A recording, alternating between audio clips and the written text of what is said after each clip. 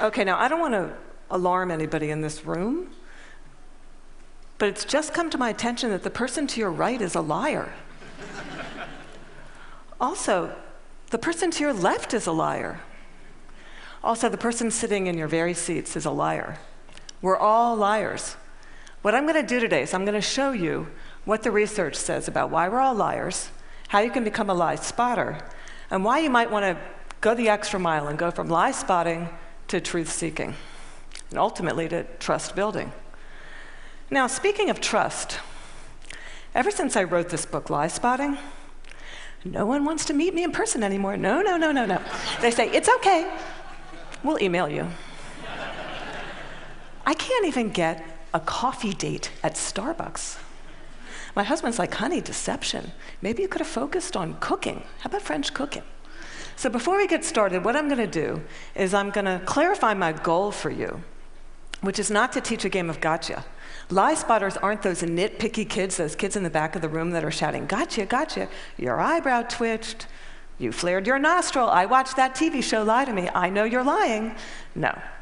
Lie spotters are armed with scientific knowledge of how to spot deception. They use it to get to the truth.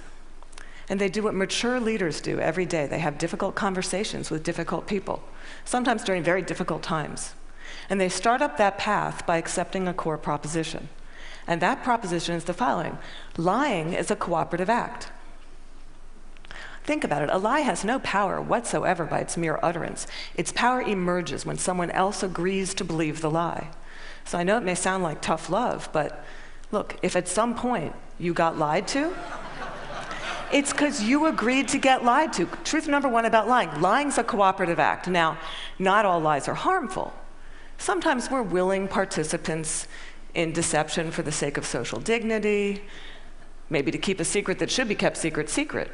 We say, nice song. Honey, you don't look fat in that, no.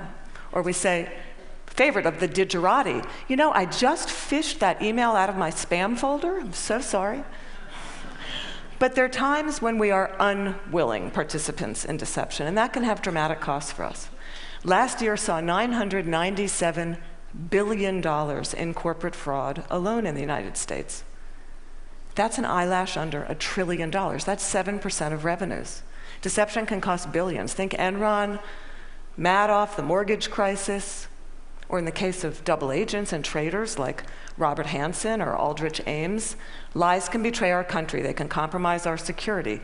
They can undermine democracy. They can cause the deaths of those that defend us. Deception is actually serious business.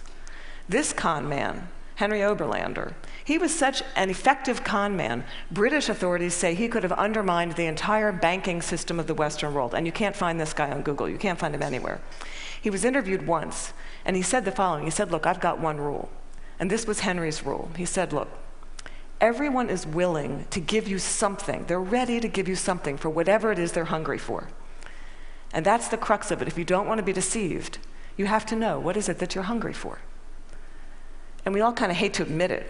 You know, we kind of wish we were better husbands, better wives, smarter, more powerful, taller, richer, the list goes on. Lying is an attempt to bridge that gap, to connect our wishes and our fantasies about who we wish we were, how we wish we could be, with what we're really like. And boy, are we willing to fill in those gaps in our lives with lies. On a given day, studies show that you may be lied to anywhere from 10 to 200 times. Now, granted, many of those are white lies. But in another study, it showed that strangers lied 3 times within the first 10 minutes of meeting each other. Now, when we first hear this data, we recoil. We can't believe how prevalent lying is. We're essentially against lying. But if you look more closely, the plot actually thickens. We lie more to strangers than we lie to coworkers.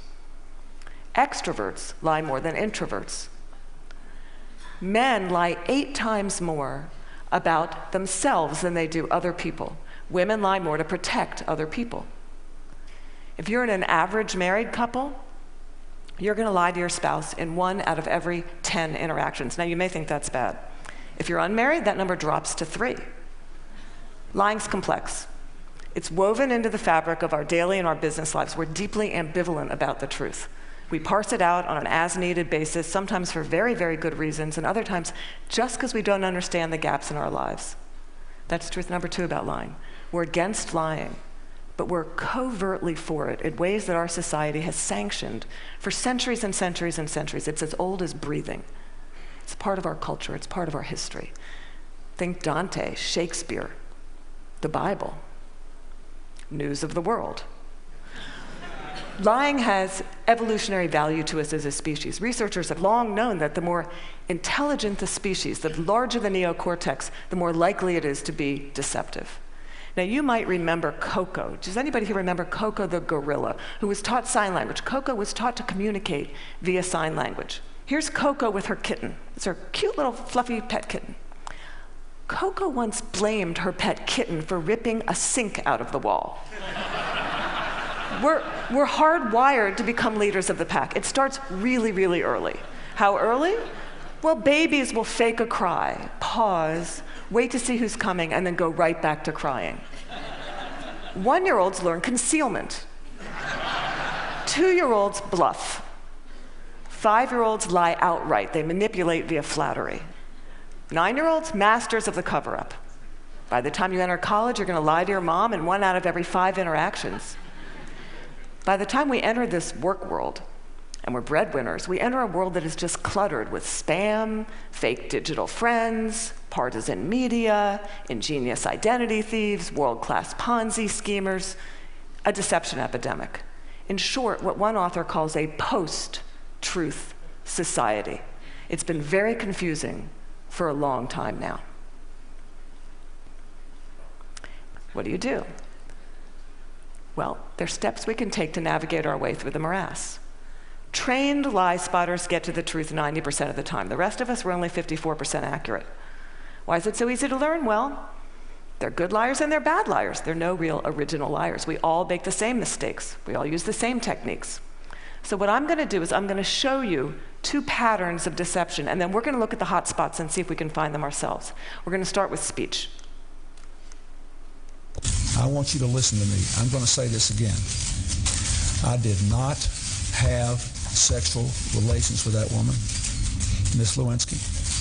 I never told anybody to lie, not a single time, never. These allegations are false, and I need to go back to work for the American people. Thank you. Okay, what were the telltale signs? Well, first we heard what's known as a non-contracted denial. Studies show that people who are overdetermined in their denial will resort to formal rather than informal language. We also heard distancing language, that woman. We know that liars will unconsciously distance themselves from their subject using language as their tool.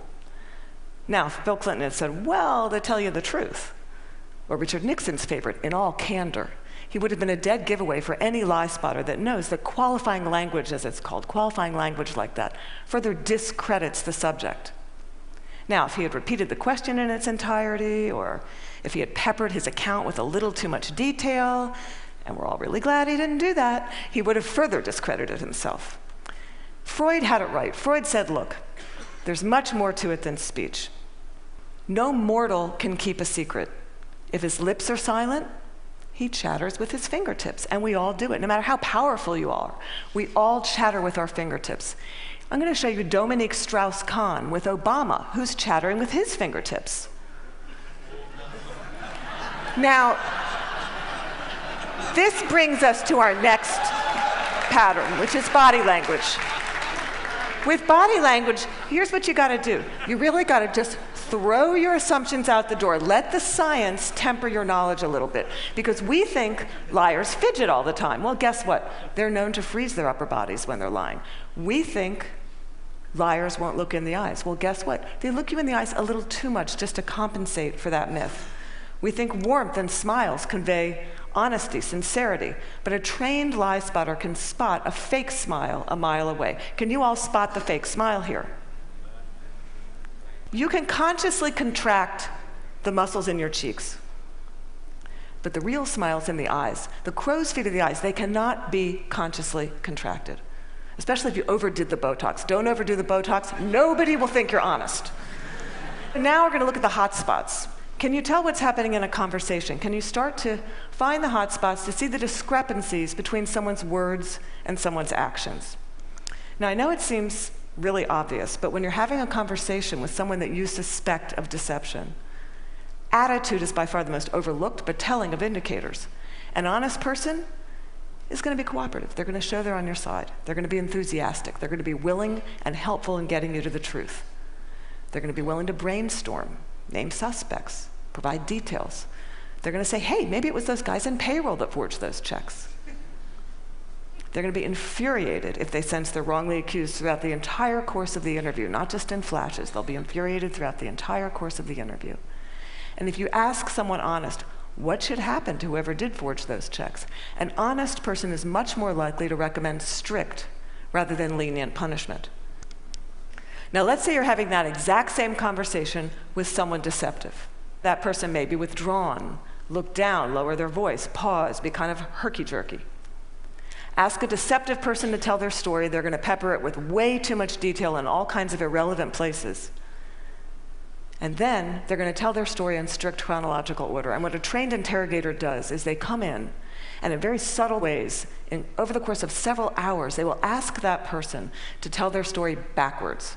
And then they'll watch them squirm and track which questions produce the highest volume of deceptive tells. Why do they do that? Well, we all do the same thing. We rehearse our words, but we rarely rehearse our gestures. We say yes, we shake our heads no. We tell very convincing stories, we slightly shrug our shoulders. We commit terrible crimes, and we smile at the delight in getting away with it. Now, that smile is known in the trade as duping delight, and we're going to see that in several videos moving forward, but we're going to start. For those of you that don't know him, this is presidential candidate John Edwards, who shocked America by fathering a child out of wedlock. We're going to see him talk about getting a paternity test. See now if you can spot him saying yes while shaking his head no, slightly shrugging his shoulders, lots of... Be happy to participate in one. I know that it's not possible that this child could be mine because of the timing of events, so I know it's not possible. Happy to take a paternity test and would love to see it happen. Are you going to do that soon? Is there somebody that you can't? I'm only one side. I'm only one side of the test, but I'm happy to participate in one. Okay, those head shakes are much easier to spot once you know to look for them. Now, there are going to be times when someone makes one expression while masking another that just kind of leaks through in a flash. Murderers are known to leak sadness. Your new joint venture partner might shake your hand, celebrate, go out to dinner with you, and then leak an expression of anger. And we're not all going to become facial expression experts overnight here, but there's one I can teach you that's very dangerous and that's easy to learn, and that's the expression of contempt. Now, with anger, you've got two people on an even playing field. It's still somewhat of a healthy relationship, but when anger turns to contempt, you've been dismissed. It's associated with moral superiority, and for that reason, it's very, very hard to recover from. Here's what it looks like. It's marked by one lip corner pulled up and in. It's the only asymmetrical expression, and in the presence of contempt, whether or not deception follows, and it doesn't always follow, look the other way, go the other direction, reconsider the deal, say, no, thank you, I'm not coming up for just one more nightcap, thank you. Science has surfaced many, many more indicators. We know, for example, liars will shift their blink rate, point their feet towards an exit. They will take barrier objects and put them between themselves and the person that's interviewing them. They'll alter their vocal tone, often making their vocal tone much lower. Now, here's the deal. These behaviors are just behaviors. They're not proof of deception. They're red flags. We're human beings. We make deceptive, flailing gestures all over the place all day long. They don't mean anything in and of themselves. But when you see clusters of them, that's your signal. Look, listen, probe, ask some hard questions, get out of that very comfortable mode of knowing, walk into curiosity mode, ask more questions. Have a little dignity, treat the person you're talking to with rapport. Don't try to be like those folks on Law and Order and those other TV shows that pummel their subjects into submission. Don't be too aggressive, it doesn't work. Now, we've talked a little bit about how to talk to someone who's lying and how to spot a lie. And as I promised, we're now going to look at what the truth looks like. And I'm going to show you two videos, two mothers. One is lying, one is telling the truth. And these were surfaced by researcher David Matsumoto in California. And I think they're an excellent example of what the truth looks like.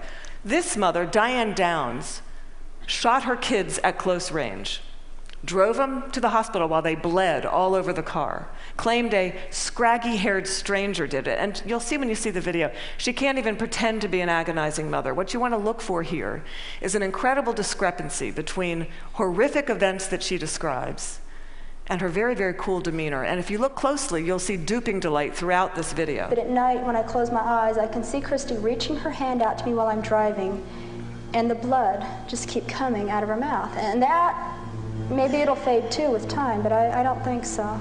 That haunts me the most.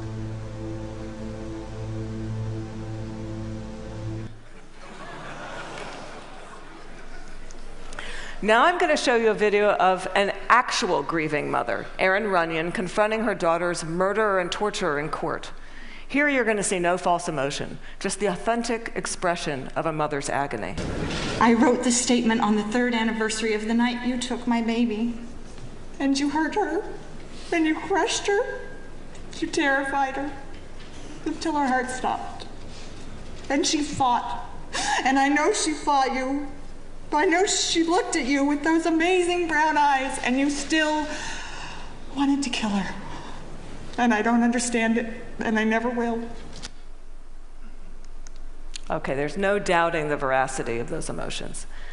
Now, the technology around what the truth looks like is progressing on, the science of it. We know, for example, that we now have specialized eye trackers, infrared brain scans, MRIs that can decode the signals that our bodies send out when we're trying to be deceptive.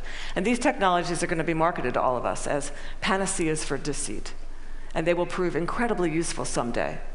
But you've got to ask yourself, in the meantime, who do you want on your side of the meeting? Someone who's trained in getting to the truth, or some guy who's going to drag a 400-pound electroencephalogram through the door? Lie spotters rely on human tools. They know, as someone once said, character's who you are in the dark. And what's kind of interesting is that today we have so little darkness. Our world is lit up 24 hours a day. It's transparent, with blogs and social networks broadcasting the buzz of a whole new generation of people that have made a choice to live their lives in public. It's a much more noisy world. So one challenge we have is to remember, oversharing, that's not honesty. Our manic tweeting and texting can blind us to the fact that the subtleties of human decency, character, integrity, that's still what matters. That's always what's going to matter. So in this much noisier world, it might make sense for us to be just a little bit more explicit about our moral code. When you combine the science of recognizing deception with the art of looking, listening, you exempt yourself from collaborating in a lie. You start up that path of being just a little bit more explicit because you signal to everyone around you. You say, hey, my world, our world, it's going to be an honest one. My world is going to be one where truth is strengthened and falsehood is recognized and marginalized. And when you do that, the ground around you starts to shift just a little bit. And that's the truth. Thank you.